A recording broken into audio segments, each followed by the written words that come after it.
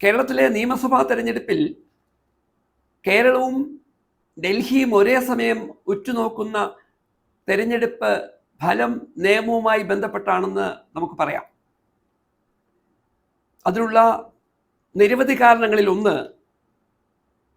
മുൻ കേന്ദ്രമന്ത്രിയും BJPയുടെ സംസ്ഥാന അധ്യക്ഷനുമായ ശ്രീ രാജീവ് ചന്ദ്രശേഖർ അവിടെ മത്സരിക്കുന്നു എന്ന് മാത്രമല്ല, സംസ്ഥാന നിയമസഭയിലേക്ക് 2016 ചരിത്രത്തിലാദ്യമായി BJPയുടെ ഒരു MLA ജയിപ്പിച്ച നേമത്ത് കഴിഞ്ഞ പ്രാവശ്യം അവർക്കത് നിലനിർത്താൻ കഴിയാതെ പോയ സാഹചര്യവും രാഷ്ട്രീയ തൽപരരെ അവരുടെ ശ്രദ്ധ നേമത്തേക്ക് ക്ഷണിക്കുന്നുണ്ട്. കഴിഞ്ഞ തെരഞ്ഞെടുപ്പിൽ 2 ലക്ഷത്തിലധികം വോട്ടർമാരുള്ള നേമത്ത്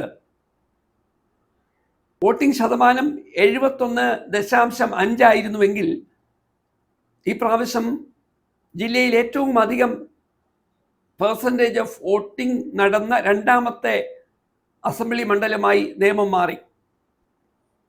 ഏറ്റവും പുതിയ കണക്ക് പ്രകാരം നിലവിൽ 80.62% ആളുകളാണ് നേമത്ത് അവരുടെ സമ്മതിദാനാവകാശം രേഖപ്പെടുത്തിയത്.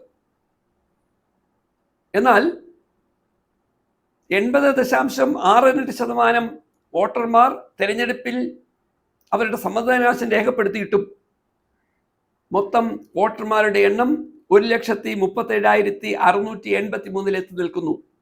കഴിഞ്ഞ പ്രാവശ്യം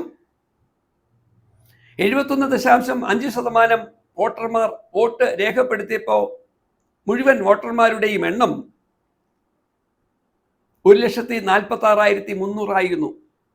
മറ്റൊരു രീതിയിൽ പറഞ്ഞാൽ, വോട്ടിംഗ് ശതമാനം വലിയ തരത്തിൽ വർദ്ധിച്ചിട്ടും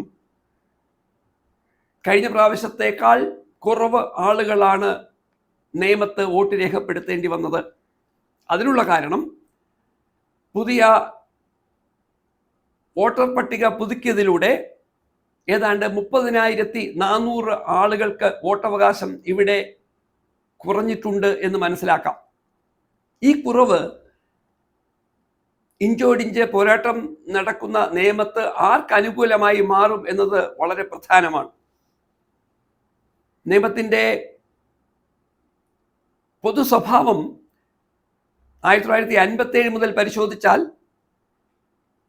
5 പ്രാവശ്യം CPIM-നെയും 3 പ്രാവശ്യം കോൺഗ്രസിനെയും ശ്രീ K. കരുണാകരനെ മുഖ്യമന്ത്രി ആയി തെരഞ്ഞെടുക്കുന്ന 1982 തെരഞ്ഞെടുപ്പിൽ നേമത്തു നിന്നും അദ്ദേഹം വിജയിച്ച കാര്യം നമ്മൾക്കറിയാം. 2 പ്രാവശ്യം പ്രജാ പാർട്ടിയുടെ പ്രതിനിധിയും 1 പ്രാവശ്യം BJPയുടെ MLA-യും തെരഞ്ഞെടുത്ത നേമം നിലവിൽ രാഷ്ട്രീയമായി പരിശോധിച്ചാൽ നോക്കൂ, കഴിഞ്ഞ കോർപ്പറേഷൻ തെരഞ്ഞെടുപ്പിൽ 22 കൗൺസിലർമാരിൽ 17 പേരെയും BJPക്ക് വിജയിപ്പിക്കാൻ കഴിഞ്ഞു. 4 പേരെ മാത്രമാണ് ഇടതുപക്ഷത്തിന് വിജയിപ്പിക്കാൻ കഴിഞ്ഞത്, കോൺഗ്രസിന് 1. എന്നാൽ അസംബ്ലി തെരഞ്ഞെടുപ്പിൽ, പാർലമെന്റ് തെരഞ്ഞെടുപ്പിൽ നിന്നും ത്രിതല പഞ്ചായത്ത് തെരഞ്ഞെടുപ്പിൽ നിന്നും വ്യത്യസ്തമായ ആളുകൾ വോട്ട് ചെയ്യുന്നു എന്നതുകൊണ്ട് തന്നെ ഈ നിയമത്തെ ഫലം പ്രവചനാതീതമാണ് എന്ന് ഒരു വശത്ത് പറയുമ്പോൾ, കഴിഞ്ഞ പ്രാവശ്യം ശ്രീ ശിവൻകുട്ടി വിജയിക്കുമ്പോൾ അദ്ദേഹത്തിന് ഏതാണ്ട് 55,000 വോട്ടുകൾ നേടാൻ കഴിഞ്ഞിരുന്നു. ഈ പ്രാവശ്യം ഈ പ്രത്യേക സാഹചര്യത്തിൽ 50,000-ലധികം വോട്ടുകൾ നേടുന്ന സ്ഥാനാർത്ഥിക്ക് മാത്രമേ നേമത്ത് തിരഞ്ഞെടുക്കാൻ അവസരം ലഭിക്കുകയുള്ളൂ.